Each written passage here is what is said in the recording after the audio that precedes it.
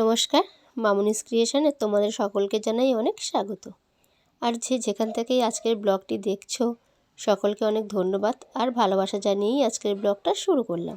কেমন আছো তোমরা সবাই? আশা করছি ভালোই আছো, আর আমিও বেশ ভালো আছি।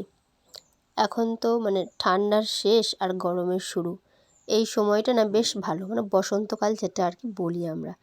আমার তো এই সময়টা ভীষণই ভালো লাগে, না ঠান্ডা আর না গরম। যাই হোক, সকালবেলা উঠেই দেখো একটু বাইরে হাঁটাহাঁটি করছিলাম।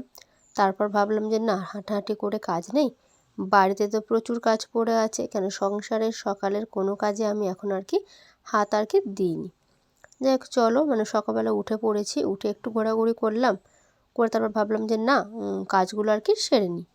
যাই হোক, ঘর মোছা হয়ে গেল, বারান্দাটাও মুছে নিয়েছি। নিয়ে আগে জামা কাপড়গুলো কাচবো, কেচে আর কি মেলে দেবো, দিয়ে তারপর অন্যান্য কাজকর্মে আর যাবো। এগুলো কি বলো তো, আগের দিনের জামা কাপড় ছিল যেগুলো আর কি শুকায়নি, বেশি তেমন কিছু না, দুটো প্যান্টই আর কি ভিজেছিল, ফুল প্যান্ট, সেগুলোই। আর দেখো এখানে জামা কাপড়গুলো প্রায় সব আমার মেলা হয়ে গিয়েছে। তারপর আর কি স্নান টান করলাম, করে ভাবলাম যে একটু নিজের স্কিন কেয়ার আর কি করি। সকাল থেকে তো উঠে না টাইম পাইনি একদম নিজের জন্য তেমন কিছুই করি না, তবু যেটুকু করি আর কি সেটুকুই আর কি করছিলাম আর কি। তেমন কিছু নয়, একটুখানি টোনার, একটু ময়েশ্চারাইজার, একটু সানস্ক্রিন। তাও কি বলো তো, সব দিন সময় পায় না। আজকের বাড়ির একটু কাজের চাপটা একটু কম ছিল, সেই জন্য একটু সময় পেলাম, ভাবলাম একটু নিজের খেয়াল, একটু নিজের যত্ন আর কি করি।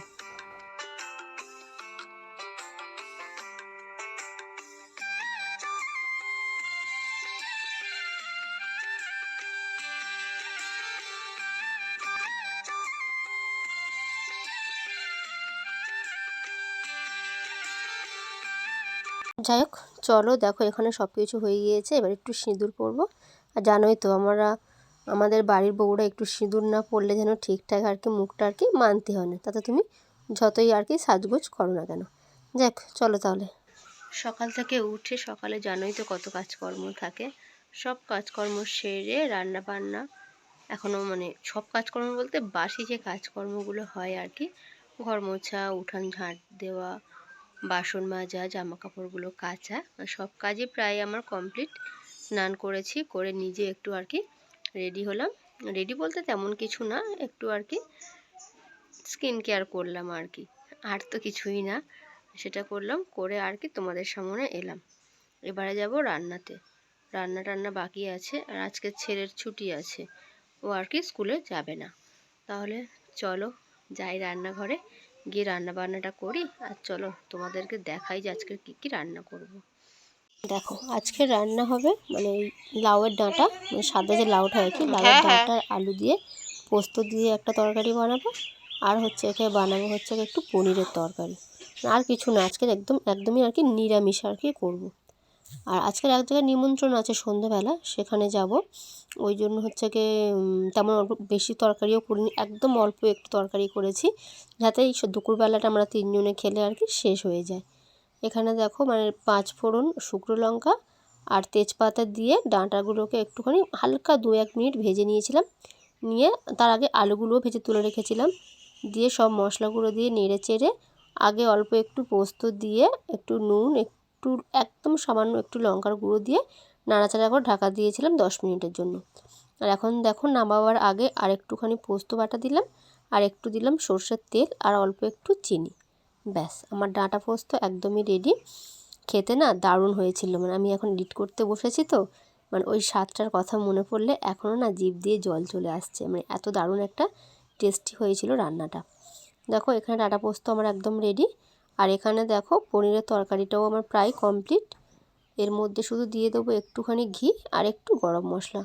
পনির তরকারিতে না গরম মশলার সেন্টটা আমার খুব ভালো লাগে, অনেকে হয়তো গরম মশলা দেয় না, কিন্তু আমি গরম মশলাটা আর কি পছন্দ করি পনিরের তরকারিতে। দেখো এটাও প্রায় আমার হচ্ছে কি কমপ্লিট। চলো এটাকে নামিয়ে নিই, নিয়ে খাওয়া দাওয়া করে তারপর আবার তোমাদের সাথে আর কি দেখা করব। কেন বলো তো, মানে সব রকম কাজকর্ম সেরে উঠতে উঠতে না বেশ অনেকটা দেরি হয়ে গিয়েছে।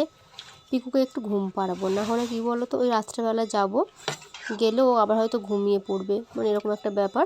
বড় ছেলেকে নিয়ে যাব না, ওর স্কুলের বলছি, ওর টিউশানি স্যার আসবে, ওই জন্য নিয়ে যাব না। আমি যাব 1 ঘন্টার জন্য হয়তো যাব, গিয়ে তাড়াতাড়ি আর কি ফিরে আসবো। চলো তাহলে খাওয়া দাওয়াটা কমপ্লিট করি, করে রেডি হব। দেখো রেডি হবো বলে জিনিসগুলো আমি বের করছিলাম। এই ব্ল্যাক কালারের শাড়িটা পরবো, মানে অনেক দিন পরিনি, আর তার সাথে একটা জামদানি ব্লাউজ, আর কিছু টুকটাক বেরাতে গেলে জানোই তো মেয়েদের টুকটাক কিছু মেকআপ লাগে আর কি, সেটাই আর কি। দেখ চলো, দেখো রেডি হয়ে গিয়েছি, আমি আর পিকু অটোর জন্য বসেছিলাম। তারপর অটোটা পেলাম, তারপর চলে এলাম মামার বাড়িতে। হ্যাঁ, কোথায় আসছি? মামার বাড়িতে এসেছি। আমার মামার বাড়িতে আজকে ছিল ঠাকুর প্রতিষ্ঠা আর কি, সেখানেই এসেছি। এসে একটুখানি মানে ঠাকুর দর্শন করলাম, মানে যার জন্য আসা তাকে না দেখলে কি আর মনটা ভরে বলো, মনটা ঠিকঠাক আর কি শান্তি হয় না। একটু আমিও দেখলাম আর একটু তোমাদেরকে দেখালাম। এটা হচ্ছে মহাপ্রভু ঠাকুর, জানো তো, মানে আমি আগে ভাবতাম যে নারায়ণ ঠাকুরের 4টে তো হাত, তাহলে ওটা একরকম, তাহলে এটা একরকম কেন, এরকম মনে হতো। তারপর মামাকে জিজ্ঞাসা করলাম, বললো ওটা মহাপ্রভু। যাই হোক, দেখো বিকালই এসছি, এখন বাজে প্রায় 3:30 বাজে। বিকাল বলবো না দুপুর বলবো, ওই যে কোনো একটা হবে আর কি। এখানে দেখো পূজা চলছিল, এখানে হোম আরম্ভ হয়েছে।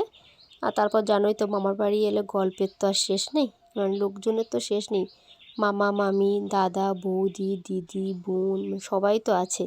আবার দিদির একটা পুচকি বাচ্চাও, মানে ছেলেও আছে, ওর নিয়ে আর কি একটু মানে ঘুরতে ফিরতে আর কি কখন যে সন্ধ্যাটা হয়ে গেল না বুঝতেই পারলাম না। পূজা তো কমপ্লিট, হরিনামও হচ্ছে, লোকজন খাওয়া দাওয়া করছে সবাই, আমিও খাওয়া দাওয়া সেরে নিয়েছি, নিয়ে আর কি দেখো বাড়িতে চলে এসেছি। আর মামিমা এখানে ছেলে আর জামাই যায়নি বলে তাদের জন্য আর কি লুচি আলুর দম মিষ্টি পাঠিয়ে দিয়েছিল। আর হ্যাঁ, আজকের যেহেতু পূর্ণিমা ছিল, আমার বাড়িতেও পূজা ছিল, ওই জন্য প্রসাদ সিন্নি আমার বাড়িতেও ছিল। যাই হোক, সব মিলিয়ে দাদা আর ছেলেকে আর কি খেতে দিচ্ছি। দেখো এখানে দেখো এখনও কত প্রসাদ, এখন বাজে রাত্রি 8:30। কে খাবে জানি না, পাশাপাশি বাড়িতে আমি ছিলাম না যেহেতু, দেওয়াও হয়নি। যাই হোক, চলো তাহলে আজকের ব্লগটা এখানেই শেষ করছি। সবাই ভালো থাকবে, সুস্থ থাকবে আর সাবধানে থাকবে। আর ব্লগটি কেমন হলো অবশ্যই কমেন্ট করে জানাবে। দেখা হবে খুব তাড়াতাড়ি আবারও একটি নতুন ব্লগের সাথে। ততক্ষণের জন্য টাটা।